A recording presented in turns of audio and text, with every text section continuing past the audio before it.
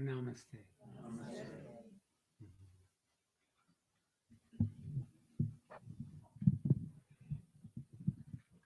And we're live. Yeah. You want to say hi, Audrey? Welcome. If you don't know where you are, then you have something to discover. And we have visitors today.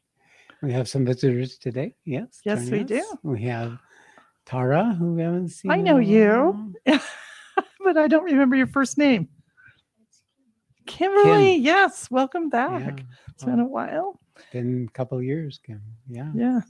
Back at 225 Montredama. Yeah. Yeah. And All Tara's right. here. Welcome. How are you feeling? Feeling okay? Yeah, ears are blown out, but I can sort of barely hear you. Good. And we have Marcel from Amsterdam. Welcome. So thank you. Yes. You guys have been here already since Saturday. So am I missing anyone?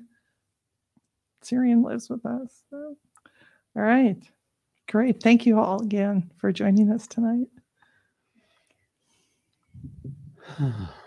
So let's give me a minute here.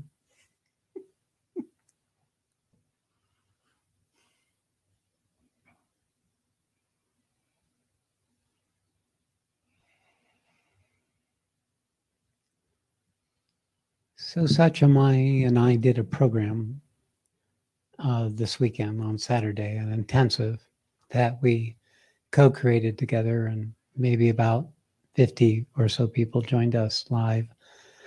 But I really felt that the nature of that revelation really was fresh. It was a new way of holding really my teaching. It was called the joy of manifestation. And out of it was this recognition that there is this, there are stages in the unfolding of what we mean by manifestation, but also what we mean by joy. That the outcome of manifestation isn't some sort of grim killing off all the enemies on the battlefield. It is this sense of being connected to a mighty purpose. And we quoted from George Bernard Shaw, a lovely quote. Let's see if I brought it with me. And I do believe that this is something that lies within all of us as an inherent truth or inherent possibility.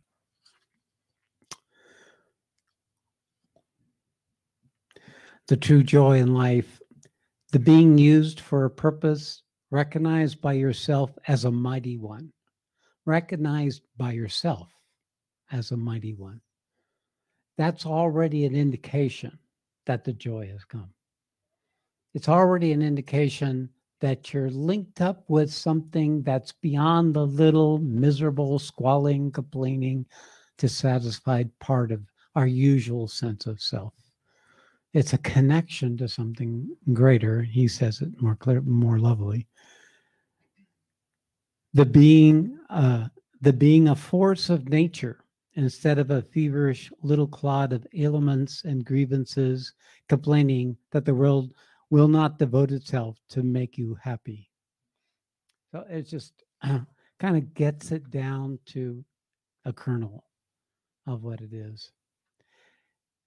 And there was this, when Satsang and I were exploring this, there was this unfolding between us of the direct correlation between these four stages of joy and these four manifestations in our own experience, that we had both actually traveled some distance together, and that there was some principles that were at play here that are really articulated. And I wanted to share with all of you here on this more public broadcast, because I felt it carries a kernel of another way of holding the teachings that I bring that are very tied into the Bhagavad Gita. So did you have anything you wanted to step in? No, you have it all in that paper. Okay. I got it. So you're going to read it? Yes. Yeah. But I first wanted to tie in with so what we see is that there's 4 levels of manifestation. And with it, the marker is the quality of the joy that comes with it. So the first level of joy, the symptom of manifestation, is the development of ourselves as individual human beings. So it's the stage of the journey that in the Gita, it is prior to the Gita.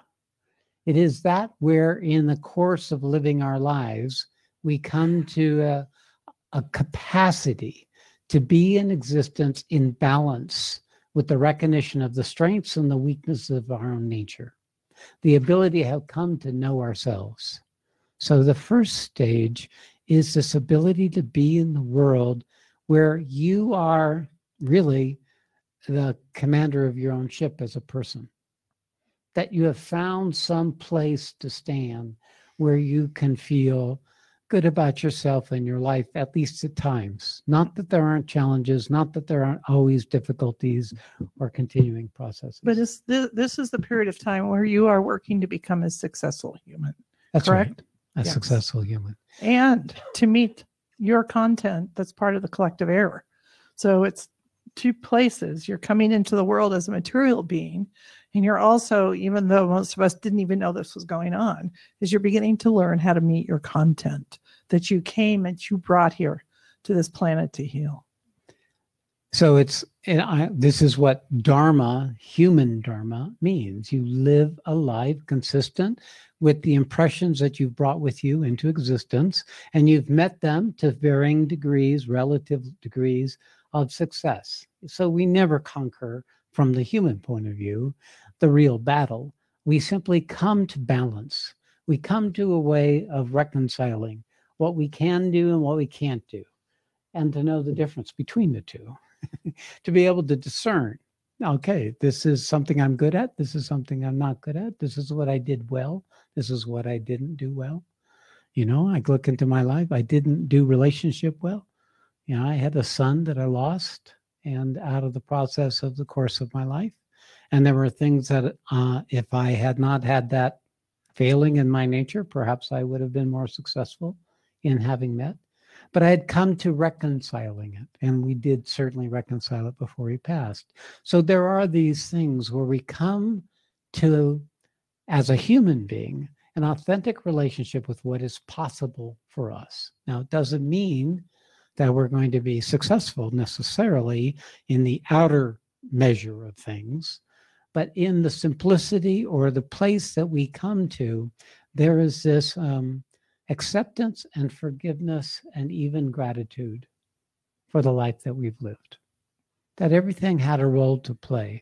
This is signs of a mature human being, a mature human heart, a way where a person has come to the right relationship within the extent they've been able to, within the framework of the ego and their piece of the collective error that they've inherited or take on to work through to try to resolve.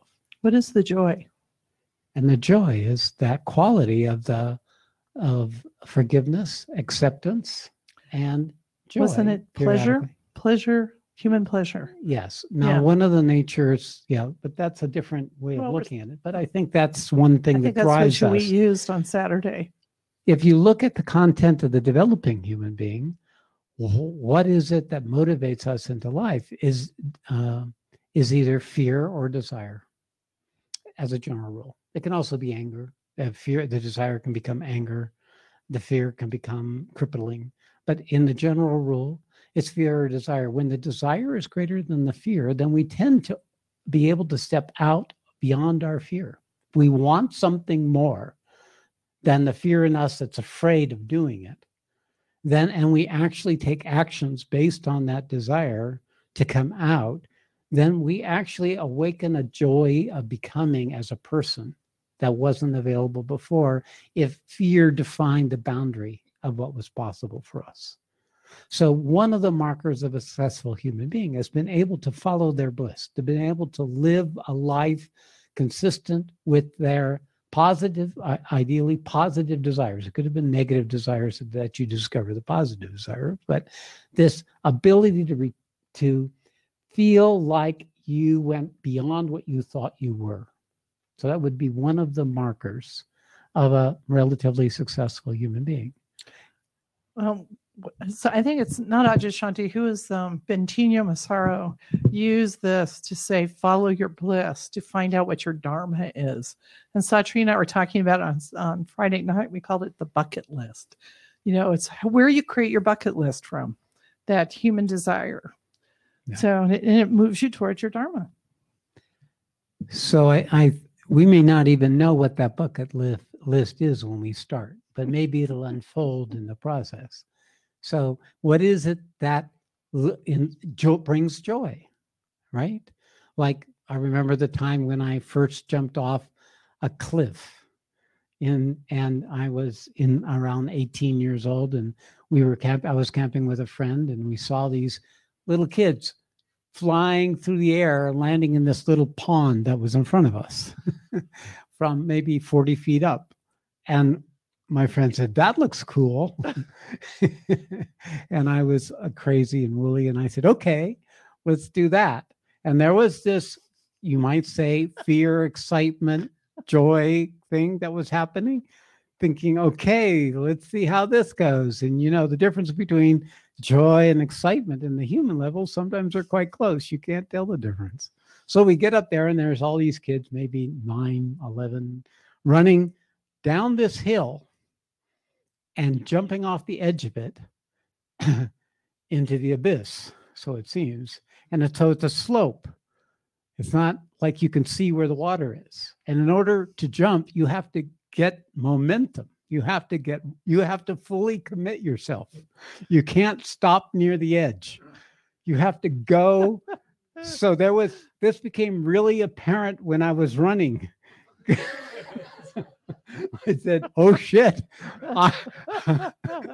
I could die here. This could be the moment.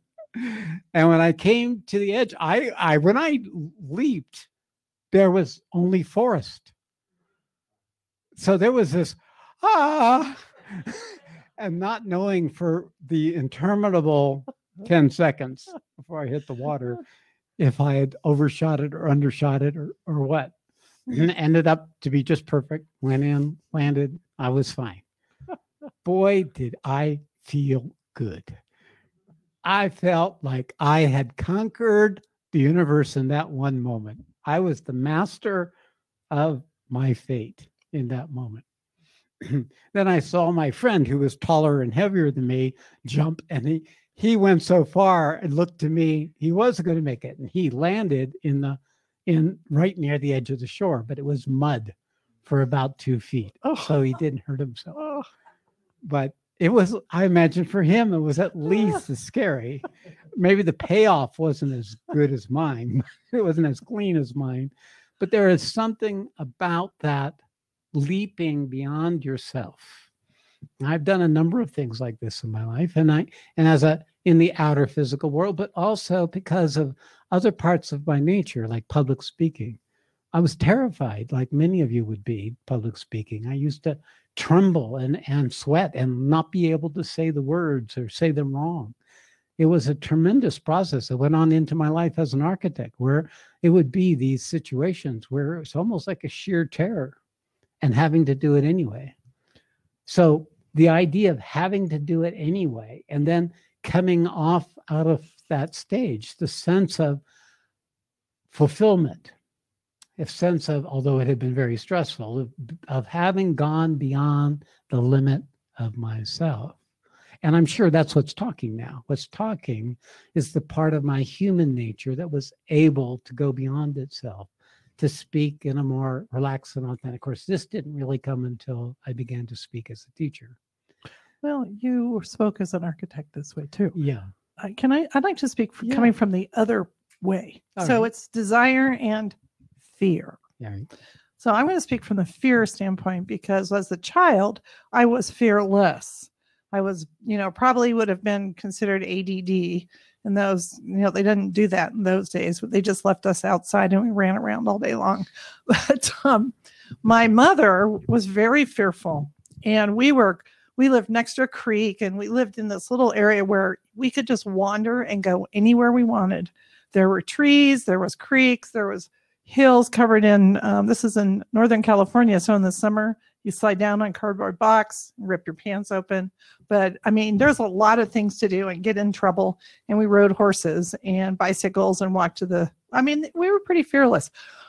My mother, however, it's like, this is how things happen and you don't even know it's happening. Be careful. You might hurt yourself. Don't climb that tree. You could fall out. I mean, this was an ongoing conversation. Now, I rode horses. That was my big thing. We rode bareback with, just a bridle, and it was pretty nuts. At the age of 16, however, fear entered, and I gave up riding. And the part of that was she liked to tell me the story of one of her teachers that she grew up with who rode horses and fell off and had a brain concussion and died. This is what she told me over and over and over again until the point where it was fear, physical fear. And so I spent the rest of my life overcoming physical fear. It was just, the little things, but that overcoming of it then did open up a whole space too. So that's the other side of the story where he's out, yay, ah. I would be like, I don't know if I can do that. And then at some point I woke up to the fact that this whole story was not my story. It was somebody else's story, and it was running my life and took out all this fun out of my life. So then I hook up with this guy. So that was kind of like the end of the story. She hooked up for us. I mean, well, there's a reason. We did a lot of stuff. Pretty much a lot of different things, multiple lives in the life we lived. So the nature of the unfolding of what happened when Satsang hooked up and I hooked up together was we both found a joy that we shared. Yeah. And that became the basis of the relationship. And in a very real sense, it is what kept us together through all the stages of joy of this journey. So the next stage of joy is when we awaken. When we're in the first stage, it's enjoyment. That means it has a relationship between us and the outer world, and the enjoyment comes to us from the outer world, from the senses. It comes from our relationship, it comes from our activities, it comes from our challenges, it comes from the money we make or the recognition we receive. So the enjoyment comes from outward. But with the awakening is the beginning of discovering the enjoyment, the joy that rises from within. So when we waken up out of our ego, up out of our whoing, whatever it was that organized ourselves as a separate ego person, and have a glimpse of freedom. And that's the nature of the joy of awakening, is freedom. Freedom from what had bound you before. And there is a relationship with that as a human being. But the nature of this freedom is a discovering of a quality of your being, not a quality of your doing. That's the essential difference. The joy that arises from being in existence, not doing in existence, or having or getting in existence. So this quality of being becomes available to us in the second stage. And what's the nature of that journey is also whatever remains in our whoing, trying to overtake the awakened part of our being. So then there becomes this periods of freedom and joy, and then bondage and despair. Freedom and joy, bondage and despair. And this is the endless unfolding of the opportunity of the second phase. At this point, we are beginning to discover a quality of manifestation that has less to do with our doing and more to do with our being. In the first stage, clearly, it has something to do with our actions, our doings, our not doings into the physical world. But the second stage, we begin to discover a quality of joy that's accidental. That actually, you could say, comes from grace. It depends upon the nature of the awakening. People who awaken often in different stages, but we're talking about the first chapter of the Bhagavad Gita. The Bhagavad Gita describes the second phase in the first 6 chapters perfectly. That it's the nature of discovering, waking up to your dejection, waking up to what had bound you. So sometimes after the awakening or at the moment of awakening is dejection. That's what happened for me when I discovered the dark and the evil that existed within me. As that became the doorway the same night that took me to that which is the opposite on the other side of it. And I entered into a joy, an unspeakable joy. So the nature of awakening is freedom. You get a sense of what you are as real in that moment as the who you were before. But it doesn't let you stay there because the who still has claim. And that is where the idea of tapping into the fact that an awakening is purposeful, that the awakening isn't just something like the rest of life, a good mood, that it's actually an opportunity for moving into relationship with existence at an extraordinary different level than what you could have known as a human being. It is the stepping out of the mind, stepping out of the emotions, stepping out of the body as defining your reality, at least a glimpse. Sometimes that glimpse is a freedom in your intelligence, but sometimes it's a sense of being connected to something larger than yourself, be it nature, be it the scene that you're at, or maybe a moment of relief from a period of great anxiety or self-doubt or stress that may have been part of your life. So the nature of that joy is evidence that something is manifesting in the world, but especially in your life. In the first phase, you're an individual, but you're still a person, taking everything personally. In the second stage, you're an individual, but you're not taking things as personally. You become less personal in your relationship with yourself. You begin to be able to witness yourself. You begin to be able to see your thinking. You begin, instead of being the thoughts, you begin to notice the thoughts. Instead of being the mood, you notice you having a mood. Instead of being identified with what your body is coming up with, you notice that your body is having a process going on. It's this ability to objectify. This is the whatness that brings us some ability. The state of consciousness that comes in the second phase is the ability to witness yourself instead of be yourself. That's the difference where the who and the what separate enough, that the what can begin to perceive the who it's unwittingly identified with, attached to, and invested in. This is just right off the top of my head, but I think this is where it's important to have a living teacher and to be in a Sangha so that you have the support of people around you. Because this is like for Satri, his awakening was instantaneous. He just kind of like wiped the slate. But for most of us, it's pretty incremental. You know, we get a little awakening and we're like, whoa, and then it closes down. But you bring that, a little piece of that with you every single time. So eventually, what's the word, Tom? When you build up, he's looking at me, exponential. Is that right? Exponential. It's building up. You're building up. It's like every time you have that awakening and you crash back in, you bring more of that awakening too It's until it something switches. that comes and grows instead of comes and goes. May I have that paper? I want to see Take if there's it anything further. else I want to say. But what really showed up for me is like, see how important having a teacher, how important it is to have the Sangha, to have the supportive people around you, and the right information, because it's hard to know what's going on. You know that and every time you go back, it's like this, at least for me, it's this sense of, oh my God, I'll never do this. I will never get this, feeling humiliated, whatever, until I can work, come back into it. And that awakening then, comes forward again. So it is a constant. Yes, it is. This is the endure calmly, correct? Yeah, yes. Right. This is the efforting part of the journey. It is where no one can tell us how to do this. We have to discover how to break out through our own discernment. That's why we need information. We need guidance. We need support.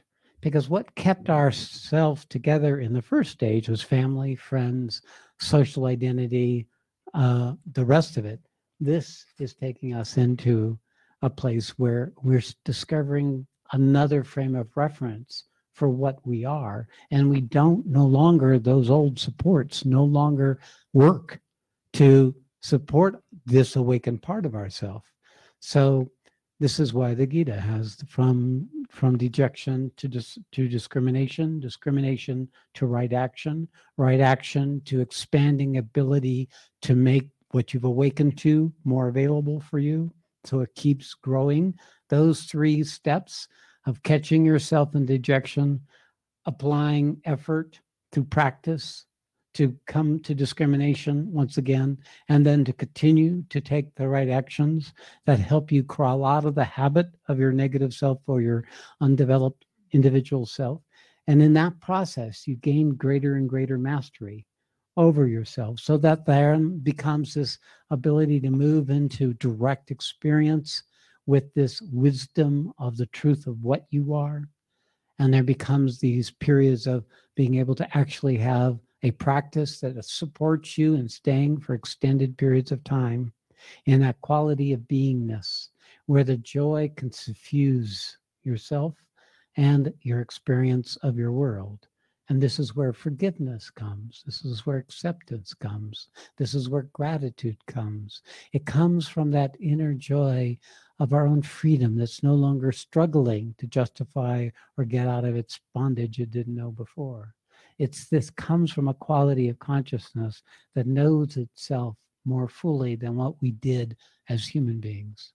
And so there becomes this quality of freedom in our ability to be as we are in existence that wasn't available to us in a stable way as a human being. Can I have stage 2?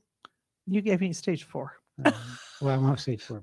I'll give you stage 4 if you give me stage 2. Okay, that's it. This is what I was looking for. Oh, here was the part I liked the most, because I think this was really, Satri talks about this, but the recognition that we create our own suffering. I think when I finally got that, when it finally sunk in that I'm creating my whole existence, and that if I have suffering going on, that I'm creating that suffering, and I better start looking at what I'm doing that keeps having that come back time and time and time again. Oh. Very good. So the nature of becoming stable in the second stage of that joy is this recognition of what I call personal responsibility, of that I am the one who's creating my life experience, so that this suffering or this error from my first phase is still running me. And this ability to recognize that it's not about the particular circumstance you're in or the relationship you're in or your financial situation or any other explanation. It's what's going on within you. And from there, you begin to discover the purpose of your awakening. And in the second stage, that purpose is to dismantle to that part of yourself that is still in the error of your human embodiment, still stuck in the patterns of your upbringing and your conditioning from your parents and the things you took on that made important, that weren't important, in fact, relative to the truth of you, and being able to dismantle those so that there is this expanding sense of freedom. So every time you discovered that I'm the one who's creating my misery when I'm with somebody, when you can really meet it, when it is arising, you become free in that moment of its rule over you, of how it had bound you to some extent. Maybe not enough for it to completely go away, but enough to keep nurturing you so that what this stage of manifestation is the manifestation of truth and love in your own form, in your own individuality. It's not about doing anything outward. That's the danger of this stage, is that we start, once we get a certain distance, we think now we can start teaching others how to be this. But until we've come to the third or the fourth stage, we are likely to simply delay our own journey towards the ultimate joy. So time-wise, we need to move to stage 3. I was about ready to do it. Perfect. So Sync. what's the bridge? Okay. So just like there was an awakening into our individual quality of being, stage 3 is when we awaken to the universal forces that exist in the collective consciousness in the subtle dimensions that have been here all along. They're actually expressions of what we are ultimately in truth, but interimly, these are great forces. And among them are forces that we learn to access through mantra. For example, you can be in stage 2 and start using chants to the various gods, and you begin to start tapping into, through the mantra, that third stage quality, that through our second stage consciousness. So the mantra, or the quality of awareness that gets expanded in that sense of connection to even a greater awareness, or that quality of connection or oneness to someone who's in even a greater state of connection and oneness, can start strengthening us to make the transition from the second stage to the third stage. This can also be a living teacher. This can also be through the awareness. It can be done through reading about teachers who have actually taken to the third or the fourth stage. And depending upon how far along the journey, we in the second stage can begin to feel that benefit. We can begin to recognize within our own experience that this is something truer than what I know, freer than what I know. So that's the joy that comes as the second stage completes and it starts being introduced to this extraordinary other existing joy that we can tap into, and takes us into, it begins to introduce us to that universal quality of ourselves. So what do you call the third stage? And the third stage is the movement from, is the universal, personal or impersonal. So in the second stage, God to truth, it was the or individual. truth to God. Yes, Yes. that's right. So it was the individual coming out of the personal identity as with the who, to the individual who's able to step back and be the witness, or impersonal with its individual identity, stepping into relationship with a universal, either impersonal or personal. It can be through awareness or love, through the sense of oneness or the sense of freedom and clarity. So each of us have various mixes of these two that can occur simultaneously. So we can have both expanded sense of spaciousness and knowingness that can come as we enter into the third stage, and a sense of being connected with love to a being much greater than ourselves, so that there's a principle of Krishna or Vishnu or Buddha or any of these that are available to you, or even a living or dead teacher. These become the avenues. So the second stage is where most spiritual seekers are, 80%. 80% are somewhere in the second stage.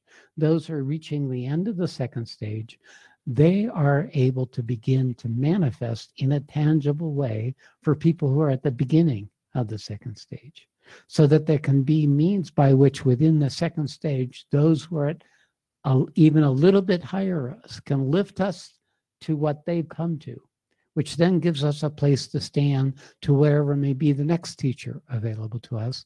Until that time, we can find actually someone that can take us through the third stage of transition. Now, most human beings need some living force to take us actually out of the second stage into the third stage. It is something that comes as a grace into the lives of every human being at different stages, but we may not always be able to be ready for that grace when it comes. We have maybe had met or had other opportunities where we almost were able to make the transition from the individual impersonal to the universal, personal or universal, but weren't able to complete it. That's when you come back. And that's talked about in the 6th chapter of the Bhagavad Gita, which is the end of what I'm calling the second stage. It is that place where the yogi takes a birth again. The fallen yogi comes again to once again leap, to be able to find an avenue by which they can make this transition into the third stage. So what's the joy associated with the third stage? The joy is completely a sense of unity or oneness, love. And so it'll be either love or freedom at a universal level. This sense in the freedom is this huge expansion and knowingness that comes, that lets you see the nature of the predicament, not just for yourself individually, but for others and mankind. It is where we enter from the Gita, from the 6th chapter to the 7th chapter, and then to the 8th and the 9th and the 10th and the 11th and the 12th. So the third stage describes this process that's comparable as the second stage. It's also a vast territory of which it is even more uncertain that we can complete it in a lifetime, because it's so enchanting, because it's so powerful. And that's what can pull us. It can either the love or the power with the awareness, or the love, the indiscriminate love of the personal God, can trap the soul in this third stage of being able to come to the fourth stage. The fourth stage is the one that actually can intervene and allow for someone who can connect to the fourth stage. And that is where there is no difference between us and God. There is no difference between us and truth. That quality of the identity, stepping out of me being an awakened being, serving the world, to that which is the eternal principle that lasts forever, or that which is the channel or means for love to come to the world. So that stage, the nature of the quality of joy at that stage is purpose. We become an instrument or channel for the purpose of existence. This sense of the purposefulness of all of it may be there with you from your even your human life. If you had a sense of purpose in your human life, that purpose will be enhanced when you awaken. And the joy of the purpose will be there concurrently with the freedom, which is what happened to me, was this sense that the awakening that occurred to me, which for me was from the second to the third stage back in 1998, was not only this extraordinary experience of the universal dimension, but also the purposefulness of it all. If we can know the purpose is then no longer about us. When you get in touch with the purpose at any stage, then it means you're destined for the fourth stage. If the thing that motivates you is a mighty purpose, greater than yourself, then it is inevitable that your faith, your strength, your determination, your resolve is drawing from that part of you that can recognize what you are in truth, the quality of being that fourth stage is pointing to. So this is how you can actually leap the third stage from the second stage, so that you can be an awakened person who has come to this quality of the what you are, and be in that joy of being, and be serving a greater purpose. And in the sacrifice and the effort of serving that greater purpose, you can leap the distractions and the enticements and the powers and the overwhelming quality of experiences of that third stage, and become a manifesting instrument or channel of the divine purpose. So why this is so important? Because I'm here to bring the purpose to you. I'm here to show the purpose to you. Because once you can tap into that quality, that means my life isn't about me. It isn't about what I want. It's not about my problems or my limitations. It's about something greater, of which these are the means by which I can become that something greater. then you can move through this territory very efficiently, very quickly, and at the same time be an instrument or channel for the manifestation of truth and love into existence. So this, what I see, is the power of what Satsang and I were able to come to, because it's my experience, it's her experience, it's actually your experience. You can find yourself in any one of these 4 stages, just like you can find it in the Bhagavad Gita. The first 2 stages are effort. We're struggling to come out of our diminished self into a better self as a human being. If we don't have that motive, then we stay a diminished self. We stay a deluded being. Our actions are worthless. Nothing really changes. We repeat the same error next lifetime, sometimes getting high, sometimes getting low. In the second stage, it would be that we come to a certain plateau in our awareness, and we don't know how to go further, or want to go further, or the piece of the collective error that we inherited or we took on is too much to allow us to go into a higher relationship or truer relationship with ourselves, because there's still that ego wants something for itself, still wants to be important, still wants to be seen, still wants to be resolved, complete. So, and you throw in purpose, then we have an opportunity to go beyond those things that we're unwittingly still identified with, attached to, have made unwittingly important or significant, or has been shaping our behavior that we've been unconscious of. It empowers the what we are to have a purpose. So that's the gist. I just want to share one thing. So, sorry. So, we go from the first to the second phase, you're waking up to your bondage. You're waking up to all those things that you keep recreating yourself in your suffering. And then you begin to find the freedom to go beyond that.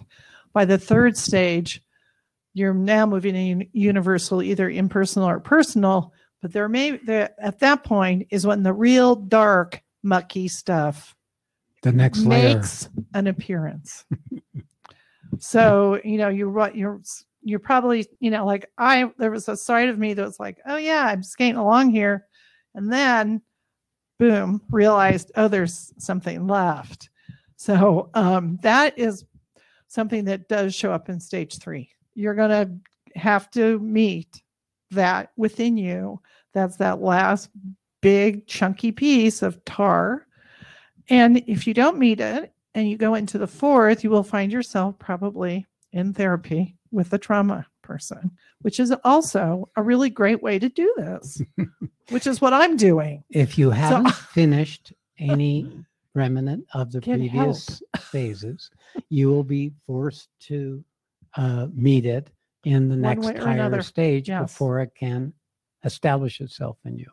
Now, the good part about that is that by the time I really was aware and knew I needed to meet it, I was at the place where I knew once this was met, that was going to open up a whole other level. So it was a big motivator. And there's a lot we can do by ourselves. There's a lot we can do with the grace of the teacher, and also with help with outside people too. So don't be, I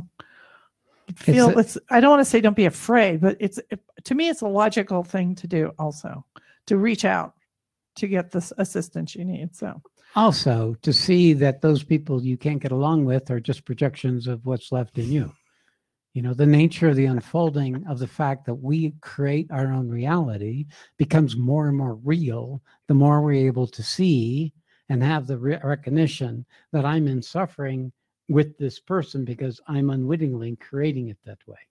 And the nature of this is also something that unfolds steadily once you awaken to the fact that there's something wrong with you. Even as a human being, we have therapy, we have all kinds of technologies. You can do hatha yoga, all kinds of things to be able to come to a relationship with those parts of yourself that you really don't feel you have any authority over or any power over, or are still making you miserable.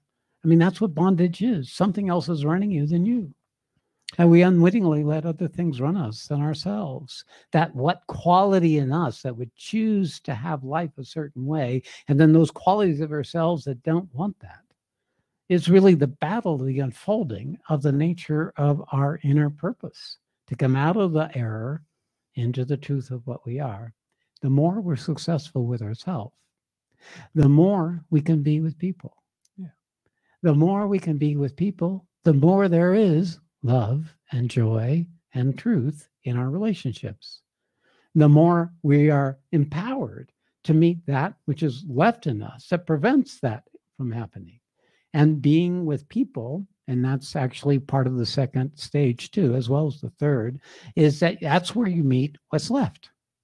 If you're alone in your cave, if you're alone in the monastery, if you're alone in the ashram, you're not going to be able to meet what's left. You've got to route that part of yourself out by interacting with living people who reflect those remaining structures in you. They can be the mirrors. Darn, that means I can't hide out anymore, right? No more. Well, I'll say one thing, now that when I look back, I see how many signposts, guideposts were coming to me saying, hey, look, this is what's left. This is what's left.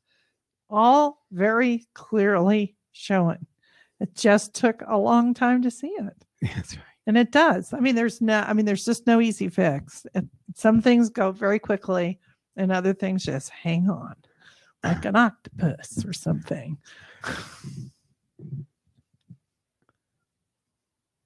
So the nature of the unfolding also, as we start finding this place of silence and stillness within us, when we find this silence and stillness within us, then we can notice the markers. We can notice, whoa, I just got activated. Oh, look at that fear. Oh, look at that repulsion. You can then pay attention to the universe's signs that it's trying to show you what's between you and the purpose of your life.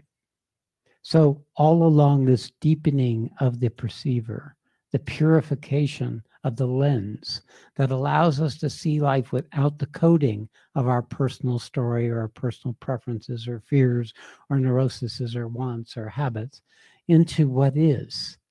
And in that place, we can then see the miracle of the purpose of life more and more fully.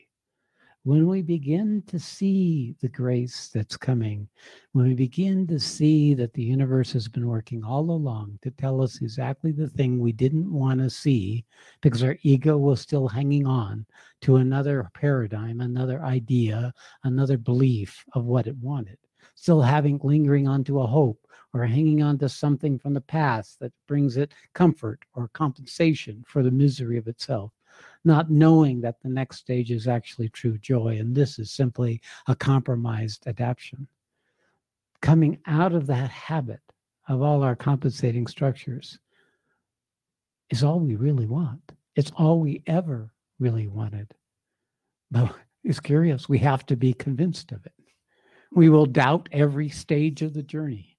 We will question. The ego will come in with confusion and doubt and suspicion and distrust, when it actually is presenting you an opportunity to go beyond yourself, to develop that discernment, that capacity to recognize the opportunity of what's coming. Your intelligence and your heart, or one or the other or both, have let go enough of the story of you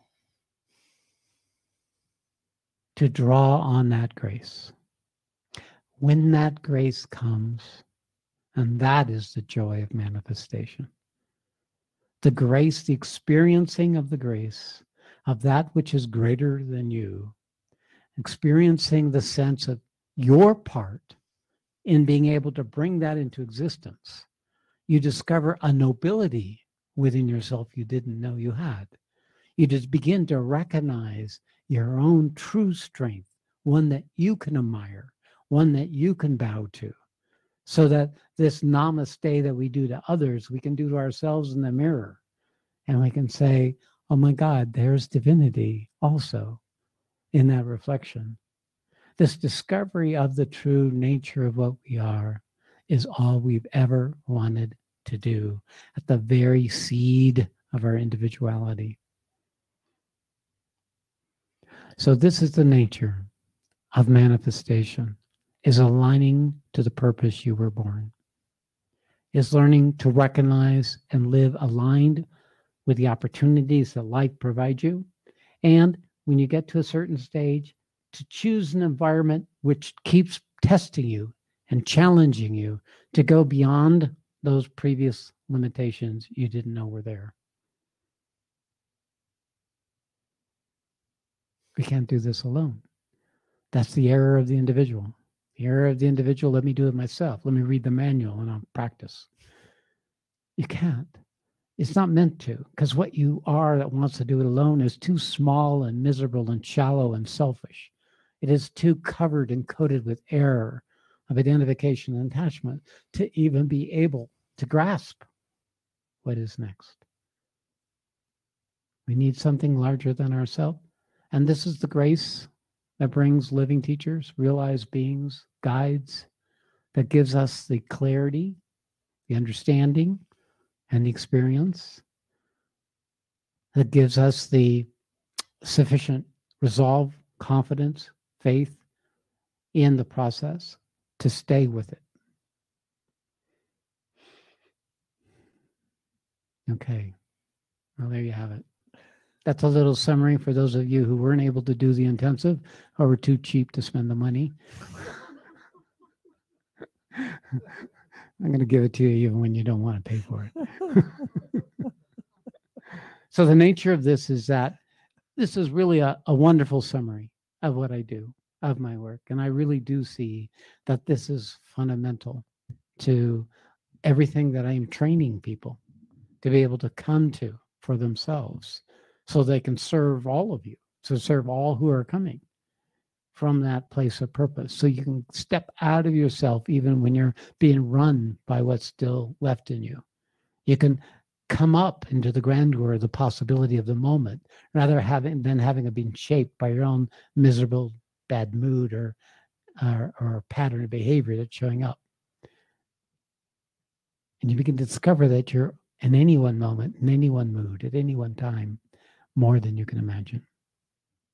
And each moment that shows it, that moment of joy, that moment of getting in touch with that next quality of being becomes its own proof, becomes that evidence, drop by drop, that what you've been longing for is real and that it's coming, not coming and growing, not coming and going. Everything else in life will come and go. When you get to the final state, it doesn't go. It grows. But it grows in ways that'll be different. Each stage has its own quality of expansion. What happens when you can make it through the third stage is you can eat all the poison of the world and remain unchanged. You can be with what others can't be with. You can hold the space for whatever it is that's still not met, still not resolved, still not seen until it is, or as long as you can while you live, without being perturbed, without being distressed. As a matter of fact, it becomes the joy of manifestation. To eat the darkness, to meet it, becomes that which nourishes the fourth stage joy.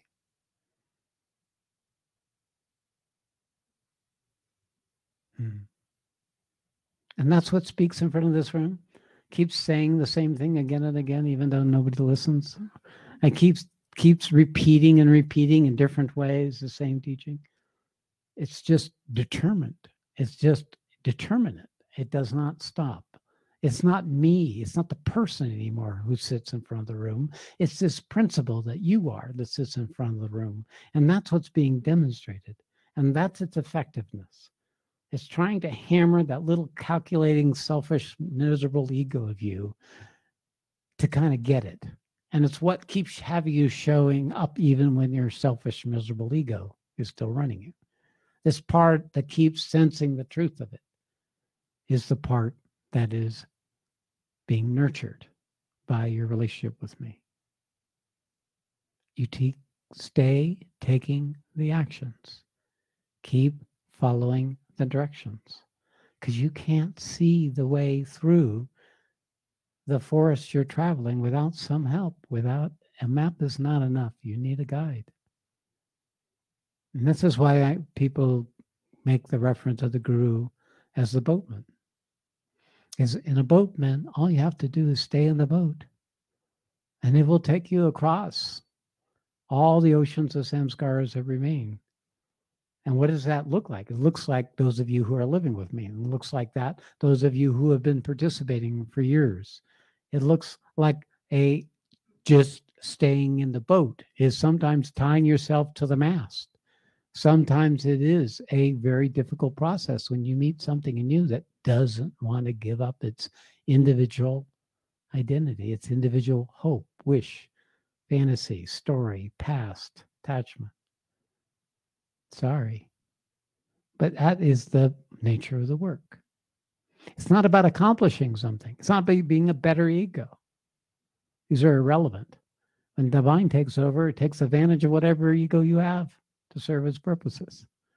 It's not about becoming a better person. It's about becoming empty. It's about surrender. It's about willingness to let go, to have faith in the process. All right. Okay, there it is. All right, anybody would like to come forward? It's free to. What? Oh, you're right. Okay, guys, that's it. Maybe we'll expand on this on Saturday. We'll see. Right. All right. So it's wonderful. I'm glad. Thank you for this opportunity to bring this forward once again. All right. So we'll finish the evening with a silent sitting.